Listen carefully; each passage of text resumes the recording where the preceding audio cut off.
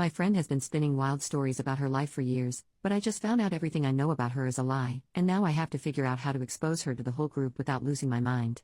This all came to light after I, 24 female, tried to do something nice for my friend who I'll call Jessie, 21 female. Just for clarification, the other names that will be used are B, my best friend, Sharon, my best friend's little sister, and Jack, a mutual friend. This post is going to be long, but you need all the information. I don't even know how to put it into words. Important backstory: I met Jessie through B and Sharon. Jessie was Sharon's high school best friend, and because B and I lived together, we would all hang out as a group. Jessie seemed to take a liking to hanging out with B and I about 2 years ago, and started hanging around us more. She quickly became one of our very close friends. B and Sharon's father passed away from brain cancer in September of 2022, so less than a year ago.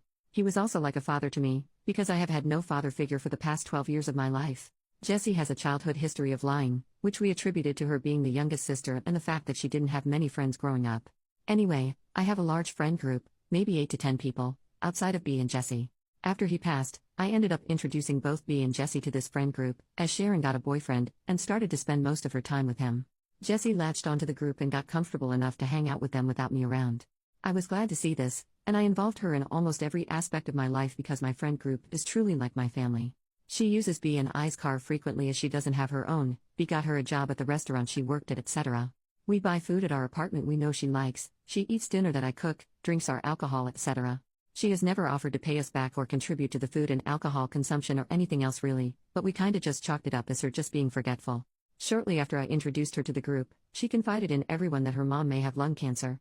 We all were there for her and supported her while she was waiting for the test results. When they came back positive, we all offered to cook meals and send cards and letters, but Jessie declined, stating that none of that was necessary. It was caught early and she just needed to have it removed. We never heard anything else about it, other than her mom was doing fine.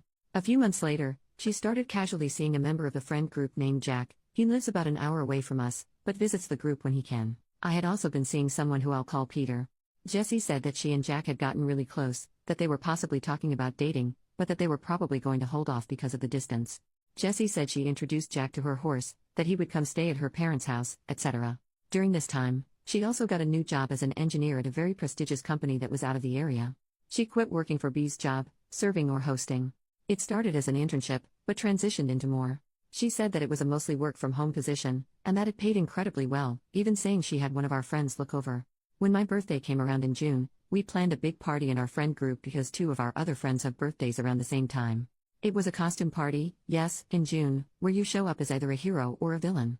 About 2 hours before the party was supposed to start, Jessie texted me saying her mother had tried to off herself and was in the hospital, but that Jessie was still going to try and come to the party, just without a costume. I was very understanding.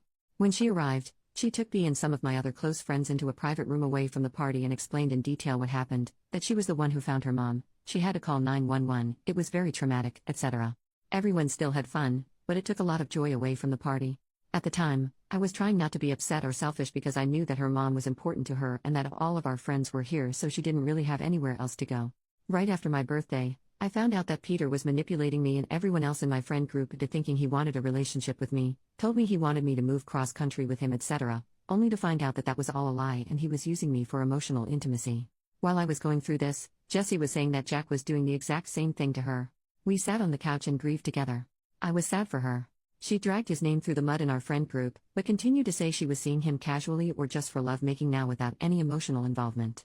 A few days ago, maybe about a week or so, Jessie confided in us that her mother's cancer had possibly come back. She had the scan results in a matter of days. She had been saying that her uncle worked for some doctor's hospital and was able to expedite results, and said they were positive. We were there for her. Very long story shortened as much as I can, I decided to do something nice for Jessie to try and show that I care. I am autistic, and I have a hard time offering physical and emotional comfort. I am an artist, and I was trying to draw her a picture of her horse and paint it with watercolors.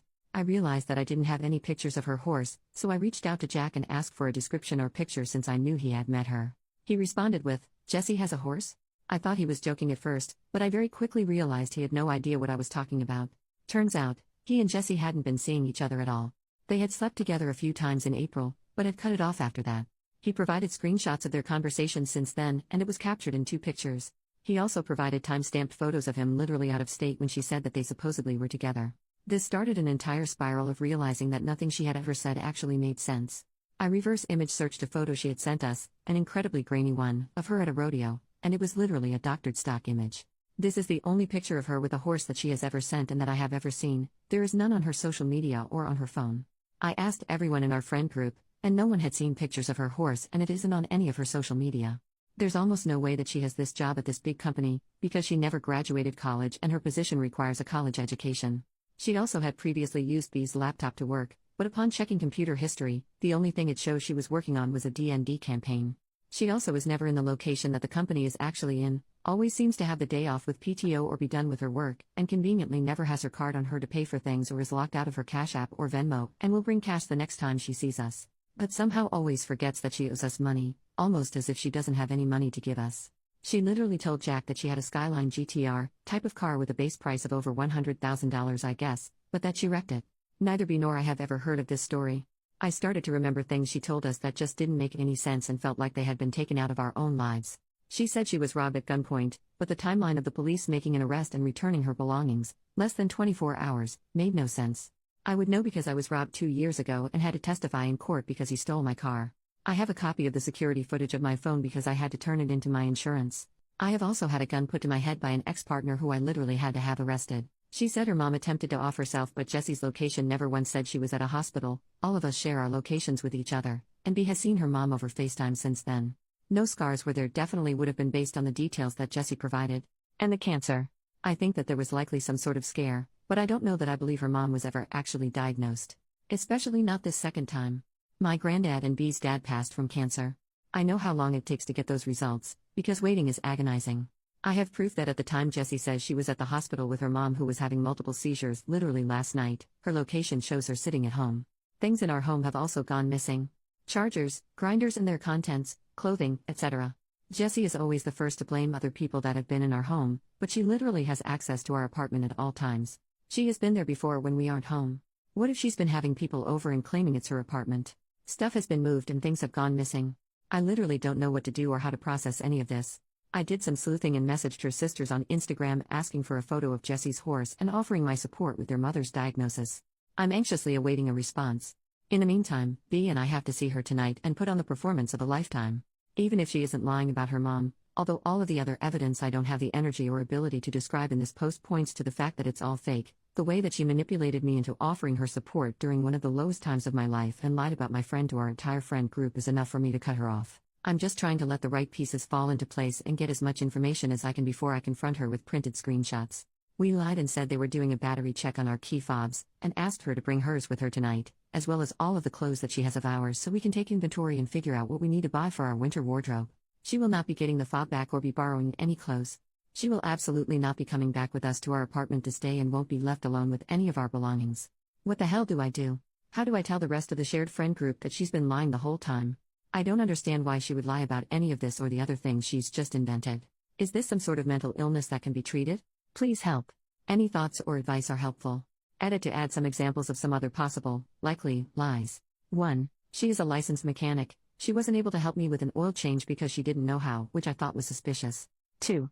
She got kicked out of a Zach Bryan concert because the girl in front of her was making fun of her Doc Martens and she fought her. She drove my car to the concert, returned it with an empty tank and did not offer to put gas into it, but she never posted any pictures of the concert or the event and she always does this. 3.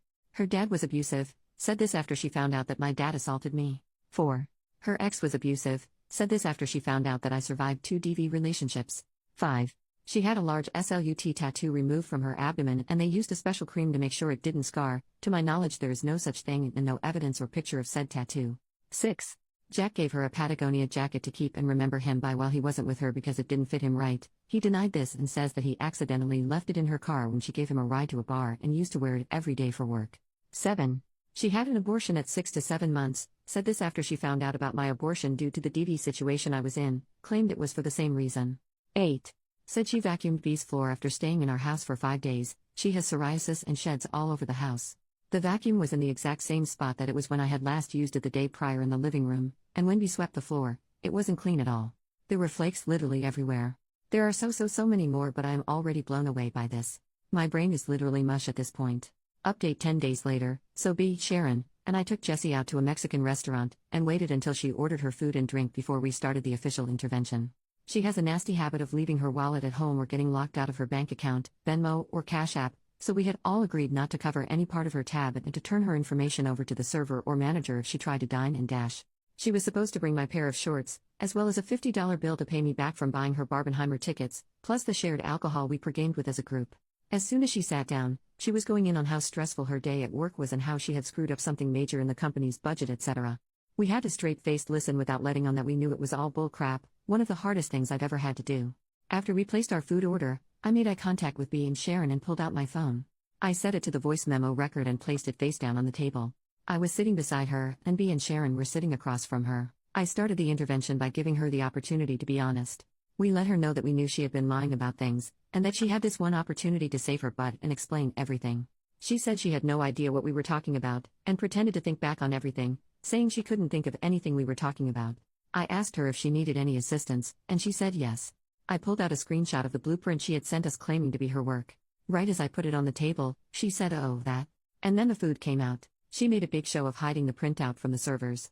After the server walked away, I asked her to bring out the blueprints because they weren't classified. She tried to say she uses templates for her job, but I told her that we knew that wasn't what it was. She then said, "Okay, so these are from NASA," and I immediately cut her off and said, "Try again." And it just went to crap from there. She just tried to double down the entire time, and Sharon, B, or I would have to stop her and Satam, "No, that's not true," or almost there. We were in the restaurant for 3 hours, recording for 2 of the 3. I'll give you some of the highlights. 1. Tried to say that her location showed she was home every time she said she was at the hospital with her mom because she could switch whose location her Apple account showed her Find My Friends. I asked her to show me how to do it, and she couldn't. 2. Tried to say that her family had to sell the farm for cancer treatments, but that it wasn't as big as she had said it was. I asked for pictures or an address to the farm, and she couldn't provide this. Eventually tried to say that her family sold the farm a year ago, but couldn't provide any information. 3. Tried to say that she did actually work for this big company, but that she was just a paid intern. When I showed her the job listing from the company website, proving it was 100% on-site, and that she didn't have the required experience, she had nothing to say. 4. Her mom never tried to hurt herself, she was just really sad. 5. Finally came clean and said she was using drugs again, meaning every time she was driving B or I's car for a work meeting or business trip, she was just buying substances. This explains some of the lies, as she was using them for a cover, but there were just other things she lied about for literally no reason. This also explains the missing cash, clothes, and items around our apartment. If she didn't have a job, she was likely selling or trading our stuff. While this is very sad, my sister and ex-partner were both addicted to several substances. It's not an excuse for her behavior or manipulation. After a while, she came through about some stuff, but not everything. We plan to talk to her family this weekend about our concerns for her mental health and substances use. She tried to say she had already told them about everything. But who would let their 21-year-old daughter take their car 20 minutes away to go get margaritas with her friends after coming clean to them about addiction and manipulation? I really think Jessie thinks we're stupid. When we got the bills for our dinners, her meal and drink was $16 and she only brought $18 in ones, meaning she tipped freaking $2. She was going over to a mutual friend's house, we'll call him Calvin. I don't think I included this in my original post. Jessie has been trying to romantically pursue Calvin, and we told her that she needed to tell him the truth by midnight that night, as well as come clean to the rest of the friend group about everything, or else we would do it for her.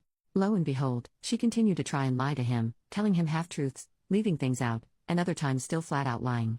I don't know why she didn't think we would follow up with him, but he was able to provide little to no detail matching what we had on recording. He was very angry and wrote her off completely. She also never came clean to anyone else in our friend group, so as promised, I typed out a message and sent it to a group chat that included her, as well as offered to provide screenshots and the voice memo. She is still trying to lie and manipulate the situation so that we look like the bad guys to people she thinks we haven't told yet. She still hasn't sent me my $50, but she has a shift at the restaurant coming up, and I'll be stopping by to ask for it in person.